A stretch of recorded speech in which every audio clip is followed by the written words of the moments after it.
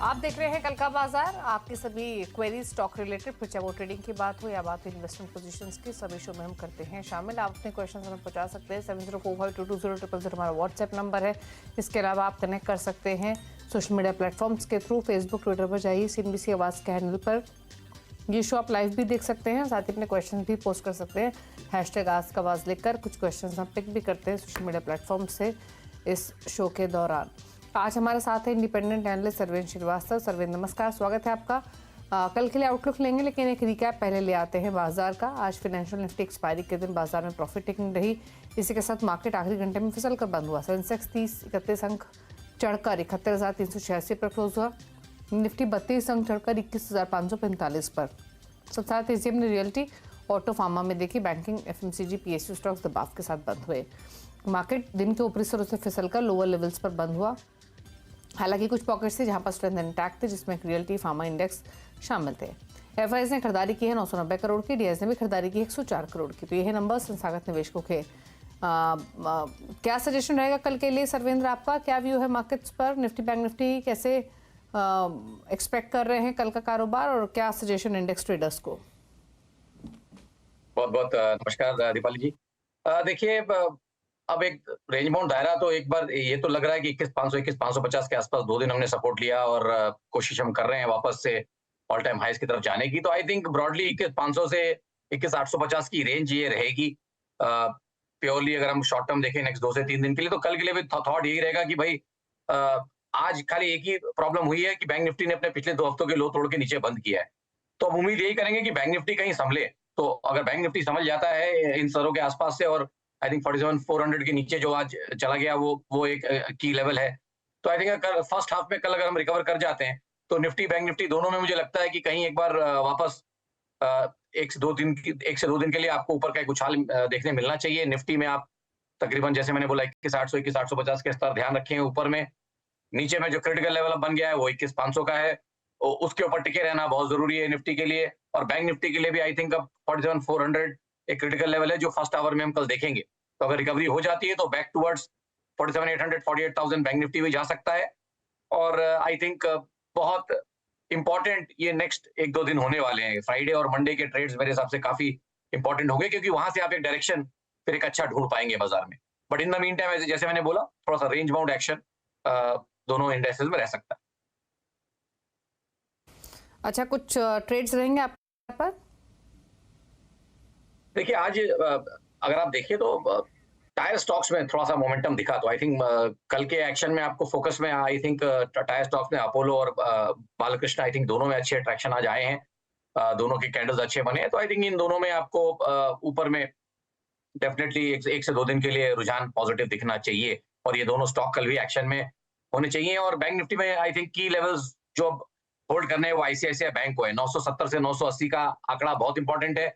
Bank Nifty ने जब अपने लोज अभी तोड़े हैं, तो ICICI बैंक ने कहीं होल्ड किया है।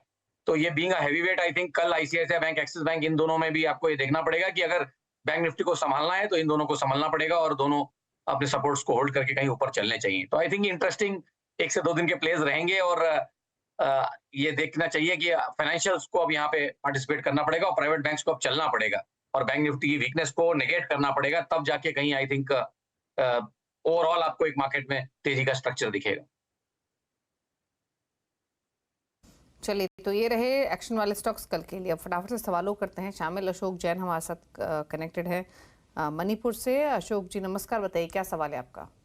जी मैडम, मुझे विप्रो और IEX के बारे में जानना है जी। बताइए, कौन किस किस भाव पे लिए हुए आपने दोनों स्टॉक्स?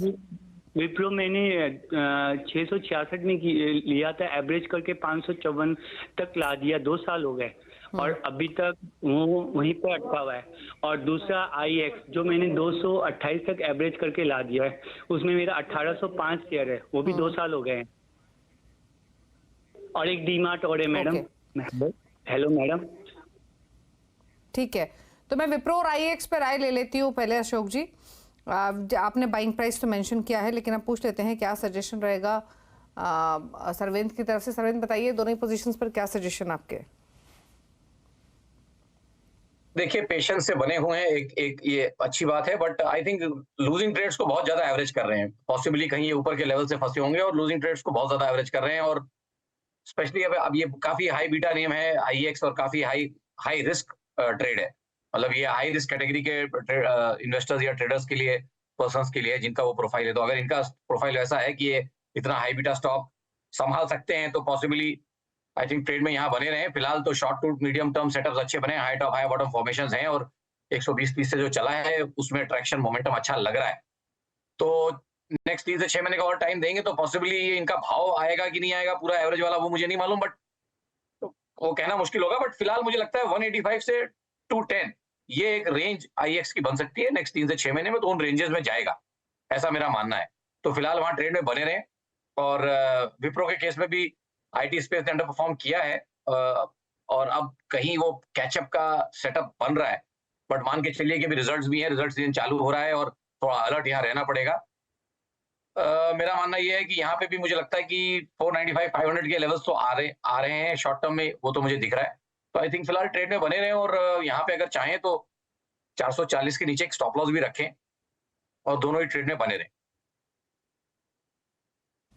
ओके, बात करेंगे अब संजय से, कोलकाता से हमारे साथ कनेक्टेड हैं। संजय गुड इवनिंग, बताइए क्या सवाल है आपका?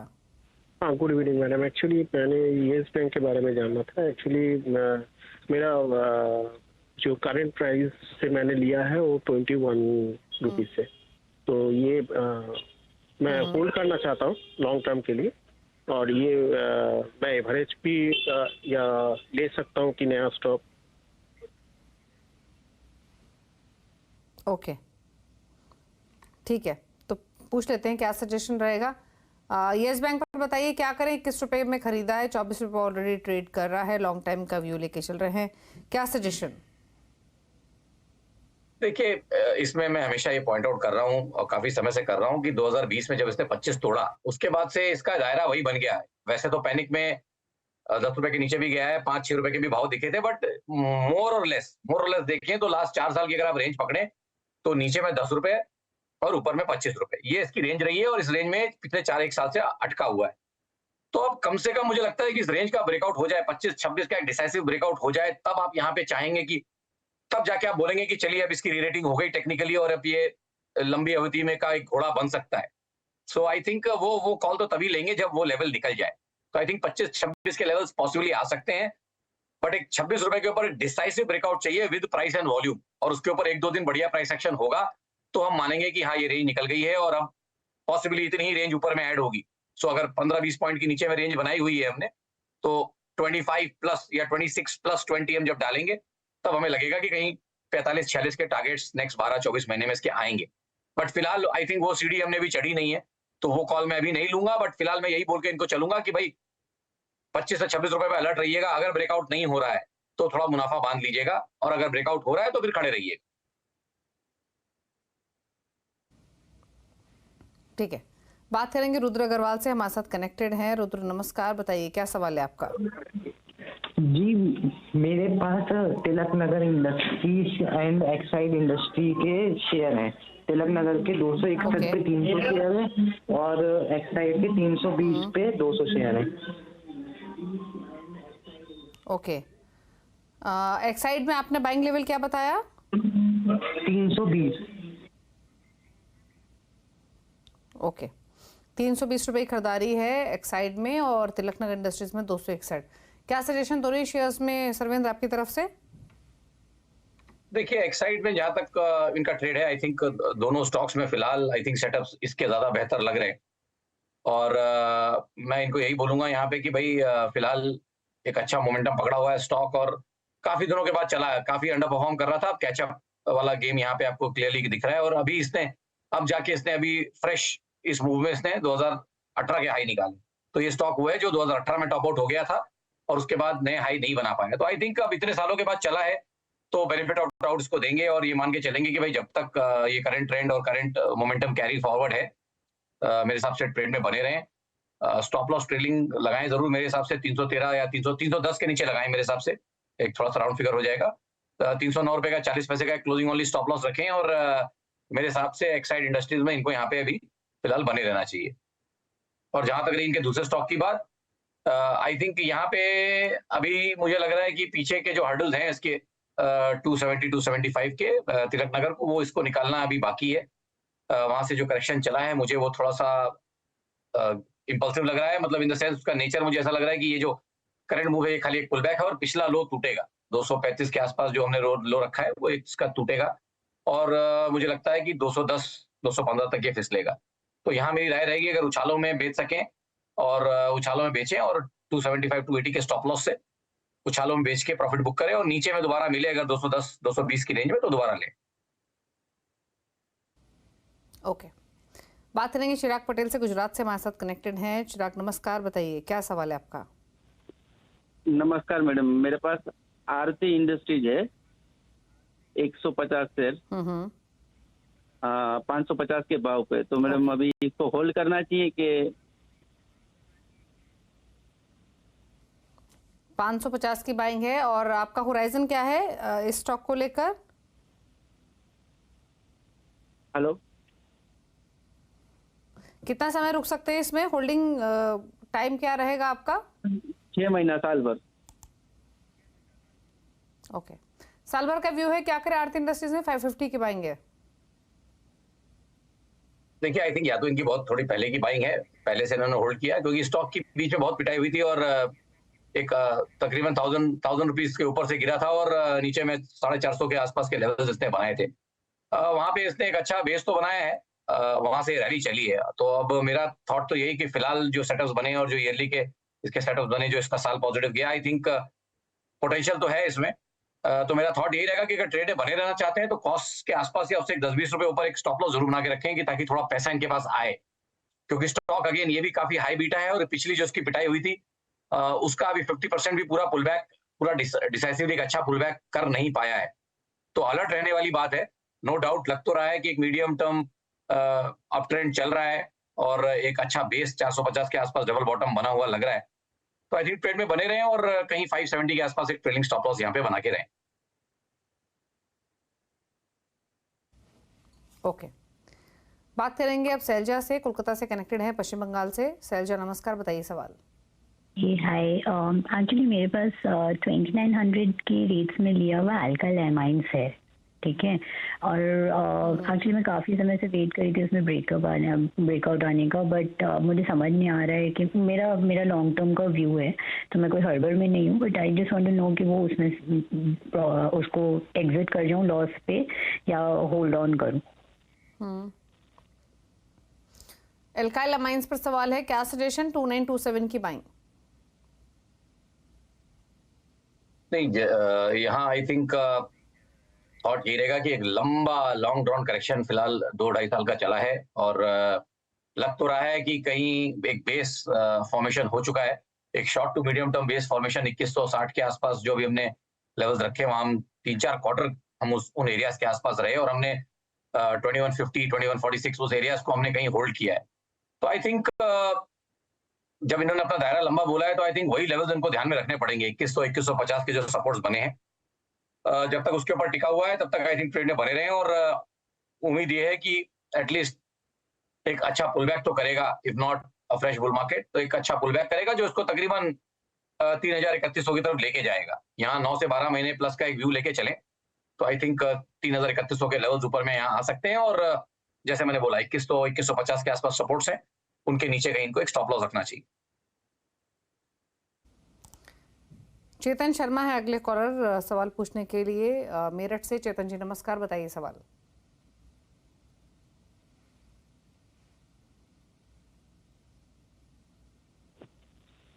चेतन सवाल पूछिए प्लीज अपना। चलिए, इनसे बातचीत नहीं हो पा रही, इनका सवाल ले लेते हैं। जीएमआर एयरपोर्ट्स पर इनका सवाल है, 88 की बाइंग है, 500 स्टॉक्स हैं। होराइजन मालूम नहीं है, बट क्या सजेशन रहेगा आपका? देखिए थॉट यहाँ ये रहेगा कि ट्रेड में फिलहाल बने रहें और अब क्योंकि मुझे ऐसा मान के चल रहा हूँ कि हाल फिलहाल का इनका ट्रेड है यहाँ पे, तो ट्रेड में बने रहें और थोड़ा टाइम इसको दे दें। मेरे हिसाब से इनको यहाँ पे एक बार 95-96 के लेवल्स भी आते हुए दिखने चाहिए। तो फिलहाल मेरे हिसाब से बने रहें, बट स्टॉप लॉस भी इसमें इनको टाइट रखना पड़ेगा और कहीं 80 रुपए के नीचे एक स्टॉप लॉस भी इनको रखना चाहिए अगर 92 तक का कमाना, 92 के लेवल से कमाना चाह रहे हैं, तो आई थिंक 80 रुपीज के नीचे एक स्टॉप लॉस भी रखें। ओके, बात करते हैं अब अगली क्वेरी की, और सवाल पूछने के लिए हमारे साथ है नारायण औरंगाबाद से। नारायण जी नमस्कार, बताइए सवाल।